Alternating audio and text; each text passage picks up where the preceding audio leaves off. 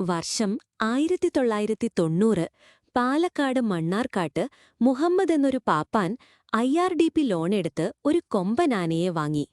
വർഷങ്ങളായി മനസ്സിലുണ്ടായിരുന്ന ആഗ്രഹമായിരുന്നു മുഹമ്മദിന് സ്വന്തമായൊരാന. അതുകൊണ്ട് തന്നെ തിരുവല്ലയിൽ താൻ പണിയെടുത്തിരുന്ന ശ്രീരാമൻ എന്ന കൊമ്പനെ തന്നെ അദ്ദേഹം സ്വന്തമാക്കി. എന്നാൽ കാര്യങ്ങൾ വിചാരിച്ച പോലെ അത്ര ഭംഗിയായിരുന്നില്ല. കാഴ്ചയിൽ നല്ലൊരു കൊമ്പനായിരുന്നെങ്കിലും ഇടച്ചിൽ ശ്രീരാമനൊരു ഹോബിയായിരുന്നു.